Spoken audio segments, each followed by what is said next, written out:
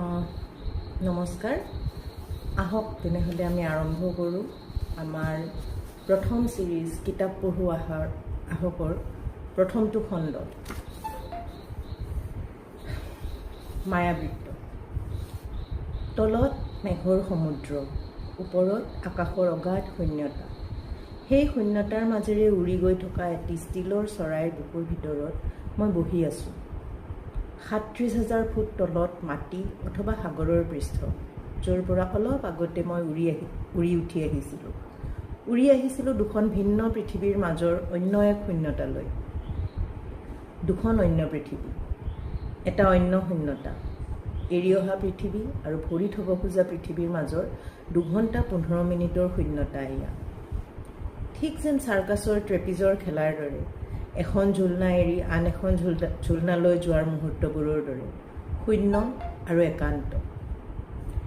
এই শূন্যতা আৰু একান্তৰ অংশ হৈ এতিয়া তুমি আছা, মাত্ৰ তুমি। ৰণক্ষেত্ৰৰ হেজাৰ অৰ্বুদ মুহূৰ্ত পাৰ হৈ মই তোমাৰ ওচৰলৈ উভতি আহিছোঁ সুবৰ্ণ। এটা যাত্ৰা আৰম্ভ হ'ব, সপোন হৈ থকা এটা যাত্ৰা, ইচ্ছা হৈ শুই থকা এটা যাত্ৰা। তোমাক কোনেও নেদেখিব, কিন্তু আমি একেলগে যাম। প্ৰতিটো মুহূৰ্তত মই পুতি হৈ তোমাৰ হাতত ধৰি থাকিম। শৰীৰ অতীত অস্তিত্ব পাৰ হৈ আমি জীয়াই উঠিম আকৌ। কেনে লাগিছে মই নাজানো। অনুভূতিবোৰে এতিয়াও কোনো আকাৰ লোৱা নাই। দায়িত্ব আৰু কৰ্তব্যৰ গধুৰ সময়ৰ ঘূৰ্ণি বতাহৰ পৰা ওলাই আহিছোঁ মাত্ৰ তুমি নথকা পৃথিৱী এখনৰ পৰা। সুদীৰ্ঘ আৰু সংগীহীন পথ পাৰ হৈ নতুনৰ গোন্ধ লাগি থকা ডায়েৰীখন খুলি লোৱা মাত্ৰ কেইটামান মুহূৰ্ত হৈছে তোমাৰ ওচৰলৈ অহা।